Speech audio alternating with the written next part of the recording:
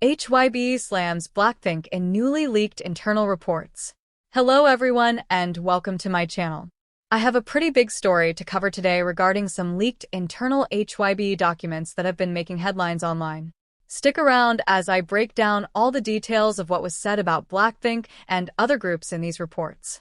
As most of you probably heard by now, over the past few days, internal memos and comments from HYBE employees about various K-pop acts have been spreading across the internet.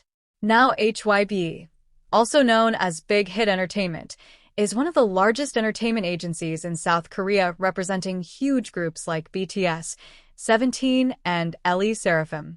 So it's certainly eyebrow-raising that employee discussions evaluating and criticizing not just their own artists but competitors have been leaked. Right off the bat, one group that was talked about in notable detail was Blackpink. In one document dated back in March of this year, their concert ticket sales were analyzed. The employee remarked that while Blackpink seems to draw strong crowds across Asia and Europe, their ticket power isn't as strong in Japan and North America. This part isn't too shocking or offensive on its own.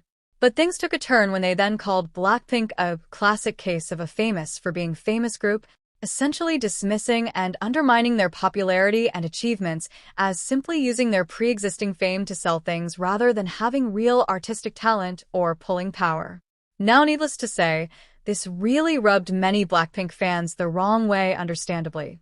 Especially considering how hard the girls have worked over the past 6 years to build their brand and continued success worldwide through consistent high-quality music and performances. So to see one of the biggest companies in the business implying they're not truly skilled or respectable artists was upsetting. Not only that, but fans were also confused as to why HYBE would even be closely monitoring Blackpink's touring schedule and sales in the first place.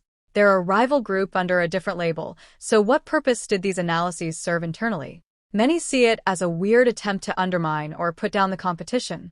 And it's not like Blackpink's popularity even directly affects HYBE groups, as they appeal to different demographics and markets globally.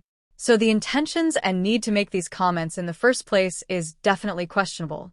Moving on, another section that stood out talked about all the individual fan cams that get shared from Blackpink's concerts, especially close-ups of each member. And the report praised how this helps the group's image, saying stuff like seeing proof of their top star lifestyle across Asia is a valuable asset for them.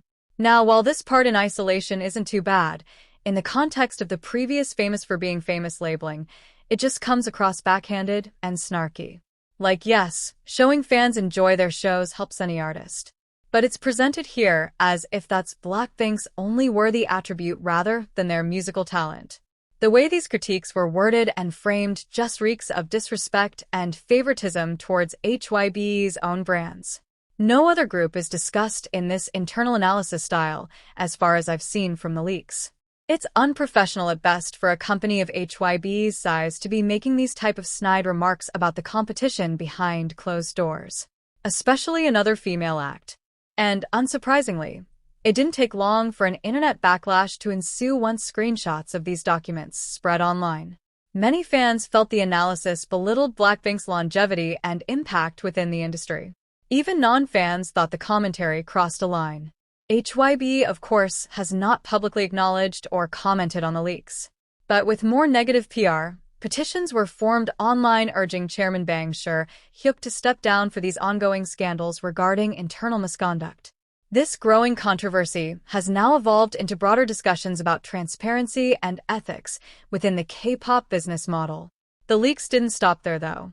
Other groups under the HYBE umbrella, like 17, IV, and even REIZE were mentioned across several memos. For REIZE, their potential in the Japanese market was praised, but concerns over their non-conforming images were brought up. Now, image standards or looking at groups' weaknesses are normal internal business analysis to some degree. But fans were put off by how these private conversations were disseminated and speculated about ulterior motives behind monitoring other companies so intently while seemingly putting down said competitors. It sparked a lot of skepticism of HYBE's motives and handling of their artists if true talent evaluation is being mixed with petty politicking behind closed doors. No company is perfect, of course. but the scale and nature of what's come to light with these leaks paints an unflattering picture that most feel demands answers and changes. Especially considering HYBE's massive influence within the K-pop industry as a whole. Their opinions undoubtedly sway perceptions whether intended or not.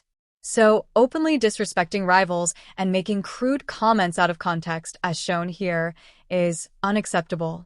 It goes against music being about bringing people together through positive expression, in my opinion.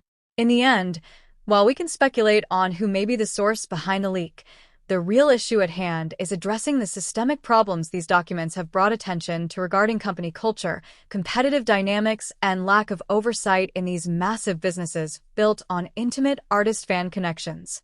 Change needs to happen from the top down to ensure all idols and groups are being handled respectfully at such an influential company moving forward, instead of privately slamming peers or making weirdly harsh critiques that discredit years of dedication and success. I know this is a complex issue with no simple answer, but open discussion can help work towards progress. What are your thoughts on everything that's come to light from these HYBE leaks regarding Blackpink and the other groups mentioned? I'm interested to hear different perspectives in the comments below. And that wraps up my breakdown and analysis of the ongoing situation with the leaked HYBE internal documents. As always, thanks for watching, everyone. Please like and subscribe if you enjoyed this deep dive coverage, and I'll see you in the next video.